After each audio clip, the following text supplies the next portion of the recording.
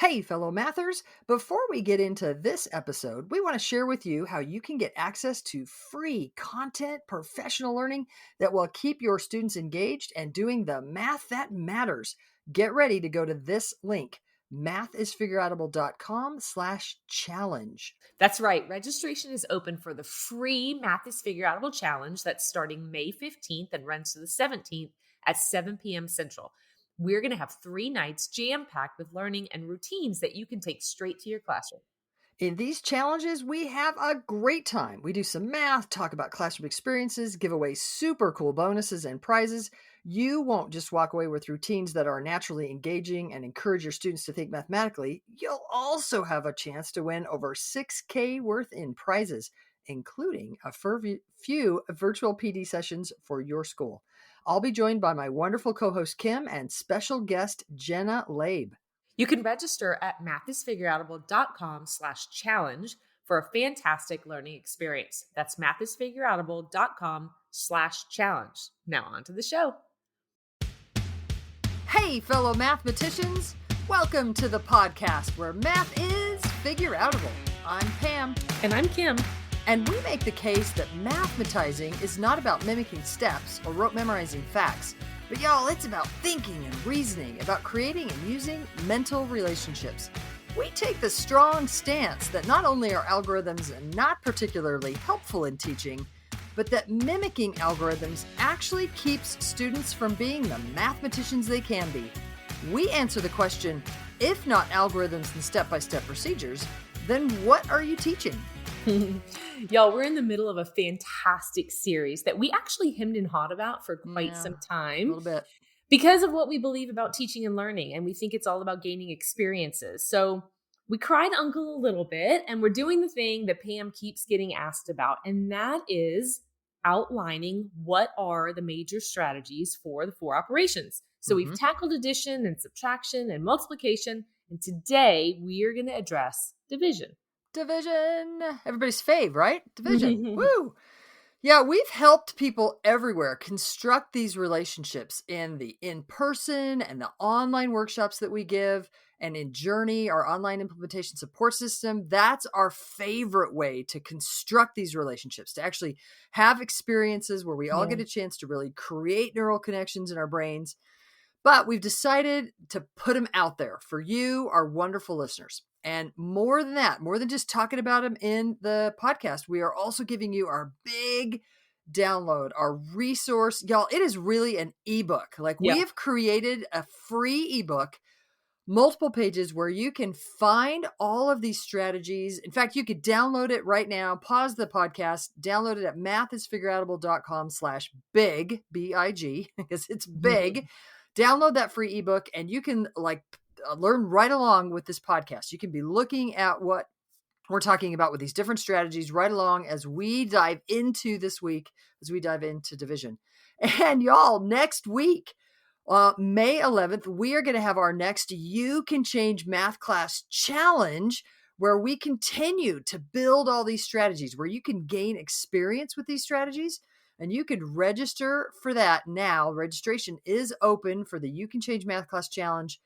You can register at mathisfigureoutable.com/change. Mathisfigureoutable.com/change is where you can register for the next You Can Change Math Class Challenge. Starts on May 11th. If you are listening to this episode at some other time, you can check out what we're currently doing, because let's be clear, we are always doing something. You can check out what we're currently doing at mathisfigureoutable.com. Okay. Let's dive in to division. I have to be honest with you. Division is an interesting thing for me because I have some polar opposite memories.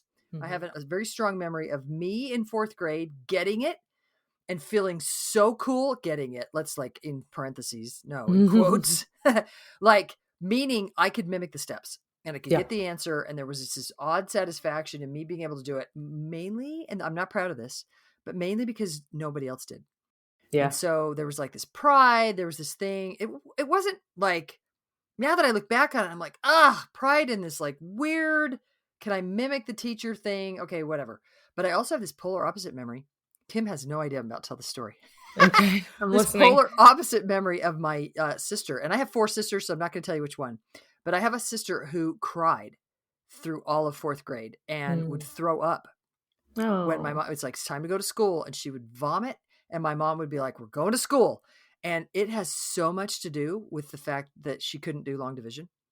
It Oh was my gosh. so sad to watch, like, so much of her. Now, she might be listening to this right now going, Pam, you have the story a little bit wrong. But that's my memory. It's my Yeah. memory Yeah. of my sister, that it had so much to do with the fact that there was this stupid thing that she felt like she couldn't do. Yeah. And my mom drilled it over and over and over with her. And she finally, like, made it through, and she's a successful, wonderful adult. But against those odds. And so why don't we, like, stop that torture and Yeah. instead, like, open the doors of division to everyone? And we can do that with these main division strategies. Yeah. So let's kick right off. Okay, so a division strategy that's kind of a precursor that we need. It's not one of our main 4. We're going to call 4 main strategies we need to develop in students. So this is a precursor, just like in addition we had partial sums, and partial sums, and in multiplication we had partial products. In division we're going to have partial quotients. That's going to be a thing that kids are going to try. They're going to start there. So it's kind of this precursor thing. Let's sort of illuminate it. And then let's get into the 4 that we need to develop, the 4 Yep. that are going to be really important. So firstly, partial quotients. Kim, if I give you the problem 192 divided by 12, Okay. what might we see kids do that's kind of less sophisticated, but it's kind of a first shot? What might kids think about? Okay. So they might think about, I've got some 12s, right? So they might think about it like 120 divided by 12 is 10. It's accessible. Okay. Yeah, 10. And then they might think, okay, so let's see, I've got 72 away from the 192. What else would a kid think? 12s, some more 12s. How I mean, about I've seen a lot of kids just start marching up by 12s at this point. Yeah, I was going to say maybe 2 12s. Like maybe 2 12s they would know is 24. And so 24 divided by 12 is 2. And so then they're thinking about how far away I am. And so maybe another 24 divided by 12 is 2. And so let's see, how far away are they? 48. What's 168? So maybe another 12 divided by 12 is another 1. And I've lost track a little bit. So yeah, are we at 16 so I've got 10 so 12s far? and so 15 so far, right? Because at some point they're thinking about, gosh, I'm getting close to 192. So maybe instead of 2 12s, they're going to slow down a little bit. Okay. And then another 12 divided by 12. So I've got a whole bunch of chunks here. So I've got 10 12s and 2 12s and 2 12s and another 12 and another 12. So that gets me to 182. So that would be 16 12s. Got you to 192. Mm-hmm. And so these partial quotients, you sort of used what you knew and you kind of built up, and you had to kind of keep collecting them to see how much you had. And then a really important move is for us to nudge kids to ask, how much more do you need? And you were kind of asking that naturally. That's not so natural sometimes for kids. They start adding all these little chunks, and then they get kind of lost in, like, I don't even know where I am. And then they don't even think about, where am I going? So I can sort of see how much I still have to do. And so that's a really important move that as teachers, as we encourage students to use what they know and use these smaller chunks to build up to where they need to go, is to help them go, so where are you? And how much more do you need? That can be like, for some weird reason, some kids don't think about that. And so we're like, how much more do you need? And then they can kind of keep tacking on amounts. That's fantastic, because kids are using what they know. They're solving problems. It's not efficient enough. No. But I don't think anywhere out there we've done a good job of helping teachers to know what to do next, unless it's just the algorithm. Like some teachers are like, okay, so they'll sometimes they'll call it the lucky 7. They'll draw this sort of thing, and kids just kind of use what they know. But what we haven't done is help teachers know, where do we nudge kids next so that they can be more efficient? Because all of these little chunks of numbers, like Kim was just using, I was getting lost. It was like, okay, how many have you done? Oh, and then you just added 1 more. Okay, but we need 2 more. Yeah. Like, how many of these little guys? So what would we want to do next with students? We call that smart partial quotients. Like, let's try to get bigger, fewer chunks. Fewer chunks. So, Kim, You were just trying to think like a kid. Yeah. What if you were thinking more like yourself? Well, it is so funny because I was trying so hard not to think like myself. Because I love that you said that, how far away am I? Because it's a huge question that leads into smart partial products. I think it's kids who are not asking how far away am I, get caught up in the little tiny pieces because they don't want to get over. And hey, you just said products, but you meant quotients. Oh, sorry, quotients. Yeah, you're good. You're good. So a question that I would ask myself is like, what do I know about 12s? So if I've got to get to 192, what do I know about 12s? And I know, and for whatever reason, lots of kids know 12s. It's I don't know, is it because it's the big fact? I'm not really sure. But for whatever reason. Square numbers. A lot of kids know squares, maybe. 8 times 8, 6 times 6. Yeah, so I would say 144 divided by 12 is 12. And then I would have to ask myself, how far away am I? And at that point, taking stock of where am I in relation to my total. So you're at 144. I'm at saying, 144. I need to get up to 192. Yep. That's a huge, huge question. And so I would say to myself, like, I'm 48 away. So what do I know about 12 and 48? I do know that 48 divided by 12 is 4. So those two chunks give me 16 12s is 192. So you had the chunk of 144 divided by 12. That's 12 12s. Yep. And then that leftover 48 divided by 12, that's 4 more 12s. Yep. So 12 12s and 4 12s is a total of 16 12s. Yep. Nice chunks. And if a kid doesn't know that 144 divided by 12, that's not something that sparks for them. They could have done your start of 120 divided by 12 and then said, let's see, now I still have 120. What do I have? What do I have left to get up to 192? Is that 72? I have 72. And then they ask themselves, do I know 72 divided by 12? And if they don't, then they take a chunk they know in that. But we try to encourage bigger, fewer chunks as we're trying to help them develop smarter partial quotients, not just any random, take any like little tiny, but we're always saying, oh, like, I see what you did. Check it out. Let's compare to this student who did bigger, fewer. Do you know those chunks? And we just sort of make a point that we're trying for bigger, fewer chunks. And sometimes just having a student who's using partial products that are partial quotients. Sorry. I'm going to do that the whole episode. Yeah, no problem. Sorry. They're using a whole bunch of little chunks. Sometimes just asking them to look back at the pieces that they found and wonder if they could have collected several of them together. Once the pressure's off, they've got, their answer or whatever. Having them look back and say, could you have put a few of those together? Like you had 12, for me, I had 12 divided by 12 and another 12 divided by 12. Supplying that how far away am I is the nudge they need. Oh yeah, it just would have been 2 12s, and I knew that. It was just 24. I would have known that was 2 12s. Yeah, that would have been really nice. I'm pushing on you when you say product instead of quotient, but you know why I'm saying it? I totally do. That's what I was just gonna say. Yeah, but I won't put words in your mouth. You tell everybody why. Well, because I love to think about division multiplicatively. Absolutely. So, yeah. In fact, the first one, when we were just doing these partial quotients and you said 120 divided by 12, I had written down 12 times what? Yeah. Like I was recording stuff in a ratio table because I was thinking about multiplying up and I had to stop myself and do the partial quotients. Yeah. So one of the things that we are encouraging teachers is that as students think about a problem like 192 divided by 12, that they think of that as 12 times something. That missing factor is 192. And they could do what Kim just did, thinking about it as partial quotients, but they could also think about it as partial products and literally multiply up by 12s until they get to 192. And that missing factor that they found is the same as the quotient of the division problem. Yeah, totally. Okay, so we have kind of that baseline strategy of partial quotients. And then we just talked about that we want to get of our 4 main division strategies, one of them is smart partial quotients. Bigger, fewer chunks. Let's get at the other 3 main division strategies. Kim, you ready to tackle some? Yes. You're going to give me one next? Sure, yeah. So our next strategy is, I'm just going to tell you the next strategy and give you the problem, okay? Yep. All right, so the next strategy is over under. And here's your problem. Which is one of our favorites, right? Yeah. And to be clear, it's like your favorite.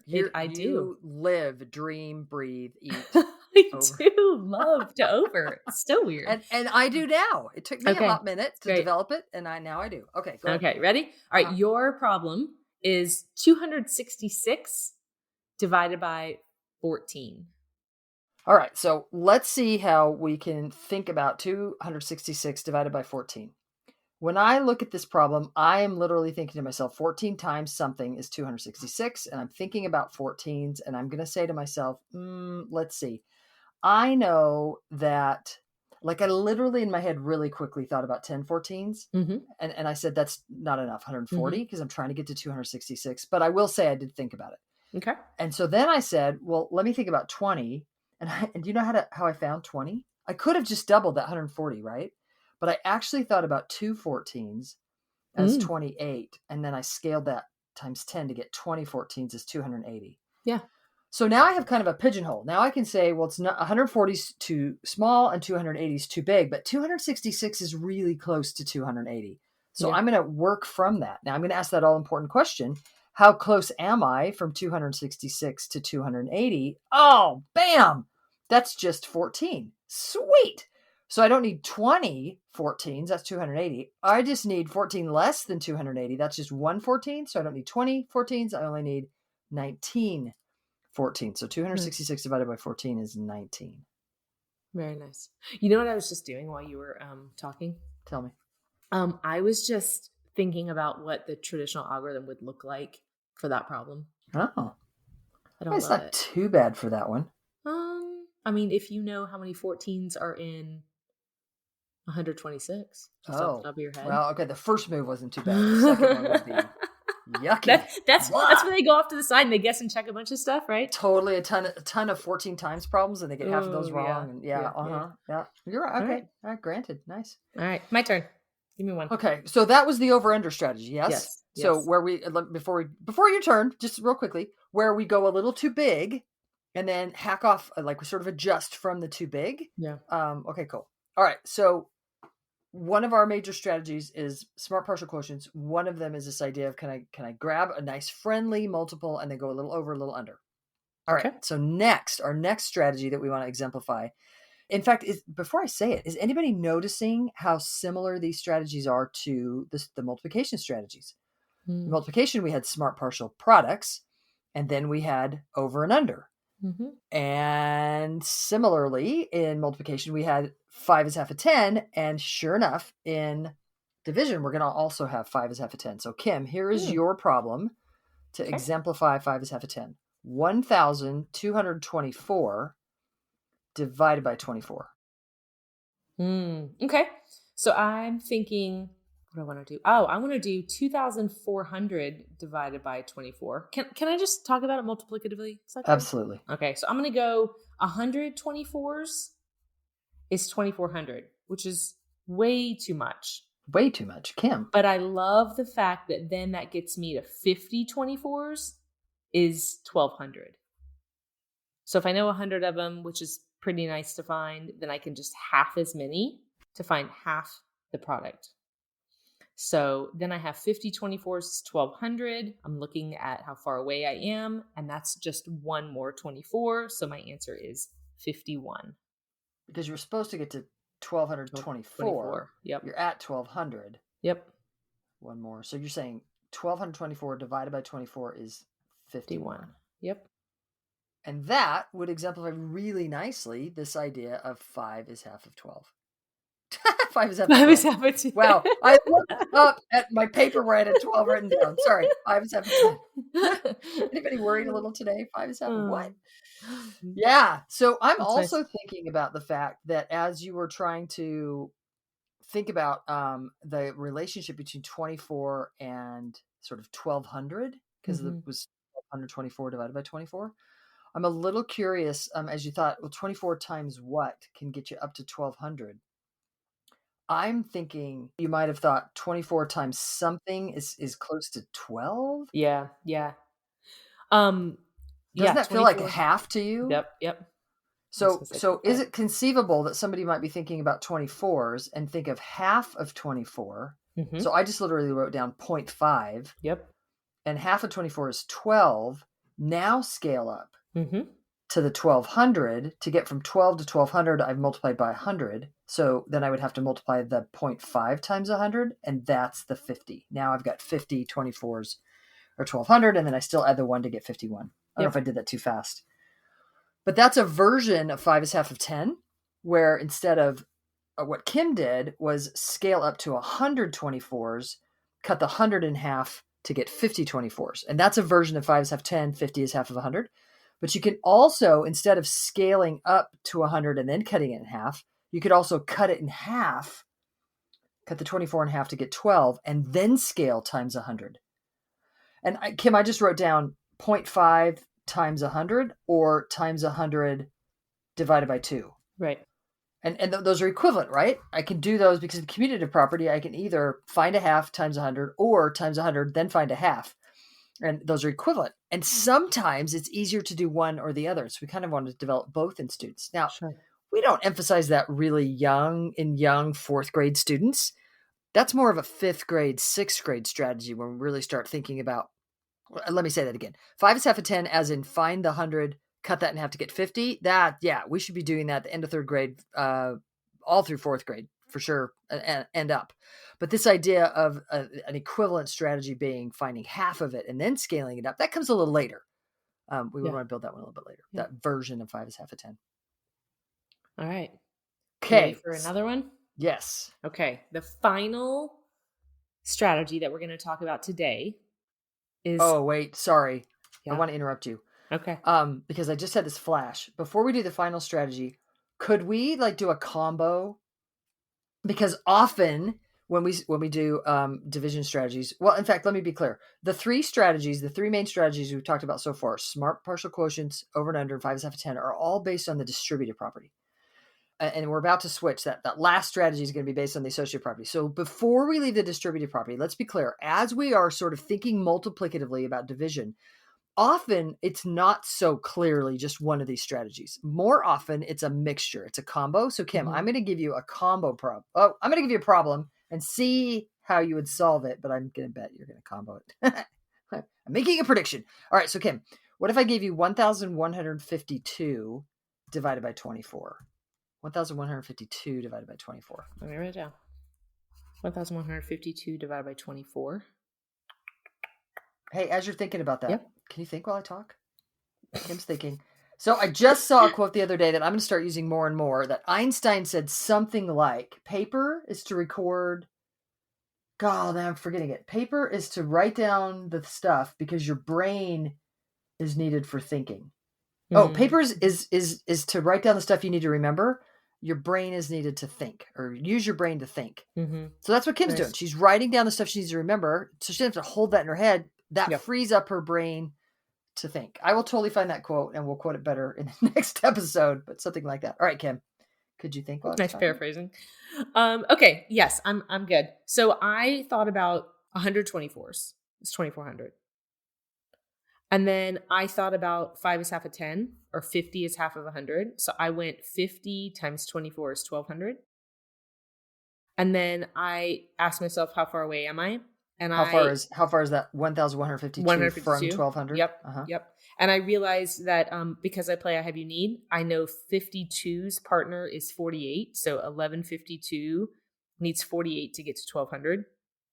And so I asked myself, what do I know about 24 and 48? And that's just 2 24s.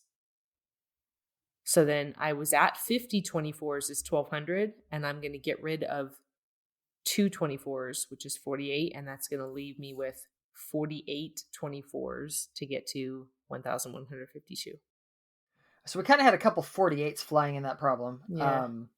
But when you subtracted out those extra 2 24s, you got to your target of 1152, and that was 48 of them. Nice. Nice.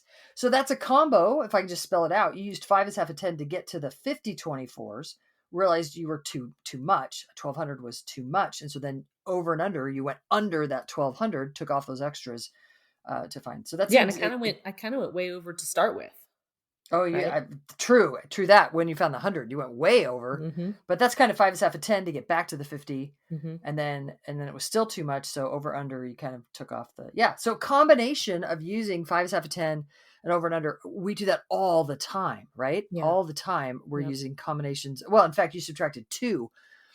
So that's kind of a smart partial quotient right there. Smart partial, you didn't just take off 112 or 124 and then another 24. Mm-hmm. It was smart because you took off all 2. Ask yourself, hey, what's the difference? And then playing I have you need, like all these things kind of coming together, a little bit of a combo strategy. Okay, now I'm ready for our last major division strategy. Yeah. And like you said, this takes advantage of a different property, the associative property. And this one is equivalent ratio. Ratio, Yeah, division. equivalent Kim, we're ratio. talking about division. What? Yeah. Division. All right. All You right, want what's my a problem? problem? Yep. Okay. You've got 288 divided by 32. Okay, so now I'm going to tell you what I just wrote down. Okay. I just wrote down 288, the division symbol with the Mm-hmm. line and the 2 dots, divided by 32. And then I said to myself, but I'm going to think about that. So then I wrote equals, the equivalent sign, equals 288. And then I wrote the division bar. Mm-hmm. So sort of over 32. In other words, it looks like the fraction 288 30-seconds or 32s. Yeah. And as soon as that looks like that fraction, bam, I get different urges. Mm-hmm. Now, all of a sudden, when I look at that fraction looking thing or a ratio, I look at the ratio of 288 to 32, I get this urge to find common factors and simplify that ratio. So then I say to myself, well, there's obviously some 2's in there. And so 288 divided by 32, I could think of half of 288 as 144 and half of 32 as 16. I see some more 2's in there. Now I'm starting to go, I probably could have pulled a 4 out of both of those. Oh, well.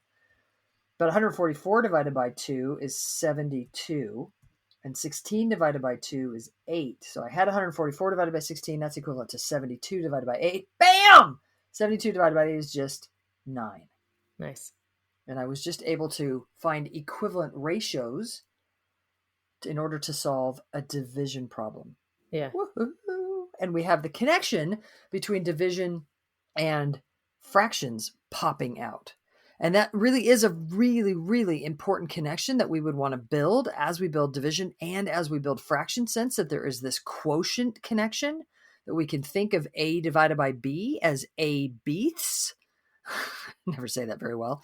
But as something like 12 divided by 3, I can think of as 12 thirds. Or as 2 divided by 5, I can think of as 2 fifths. And so as I can think about division as a ratio, that quotient as a ratio, then I can simplify that ratio. And bam, we have our last most important, our last maybe most sophisticated division strategy. Yeah. Very nice. Hey, and real quick, I know this is going long. This is the longest episode I think we've ever recorded, but division is important. It's interesting to note that often Kim and I will run into a division problem and we will start solving it using equivalent ratio. We'll like instantly see some common factors and we just divide those out. And then we'll get to one where it's not, and then we'll turn it into a distributed property, and then we'll sort of use one of the smart partial quotients, over and under 5 is half of 10 strategies from there. That's kind of interesting. Yeah. So Kim, if we went back to that problem that we started off with, 192 divided by 12, can you give us an example of the switchy thing? Yeah, sure. So 192 divided by 12, I'm going to actually record the way that you just mentioned. I wrote 192 fraction bar 12, or division bar. 192 twelfths. Yep. I'm going to simplify that to 96 divided by 6. So cut both of them in half. Yep. And then at that point, instead of cutting them in half again, I'm actually looking at that 6 and I'm thinking to myself, I know 10 sixes is 60. So I'm left with 36. So that's just 6 more sixes. So 10 sixes and 6 sixes is 16 sixes. Bam. So very nice, sort of used equivalent ratio first. And then you said, well, let me look at some chunks of that I know. And interesting, Kim, what? I said products again. I didn't even catch it that time. Jeez. Hey, so when you said 96 divided by 6, you know what I was thinking of? What? Was how brilliantly you didn't want to cut them in half, and I'm okay with that. but how brilliantly you could have cut those into thirds. Like 96 Mm-hmm. divided by 3 Mm-hmm. is so brilliantly 32. Mm-hmm. And 6 divided by 3 is 2. And now I have 32 divided by 2, which is 16. Another Nice. way to get 16. Mm-hmm. Super, super cool. Y'all, it is about choices. It is about empowering students by building these relationships in their brains so that then they can solve any problem that's reasonable to solve without a calculator. If you want to know more about these strategies, remember that you can download our free ebook at mathisforgettable.com/big, and you can join in the You Can Change Math Class Challenge, where we build all of these strategies. That's happening on May 11th, 2022. You can register at mathisfigureoutable.com/change. If you're listening to this episode some other time, check out what we're currently doing at mathisforgettable.com. And if you want to learn more math and refine your math teaching so that you and students are mathematizing more and more, then join the Math is Figureoutable movement and help us spread the word that math is figureoutable.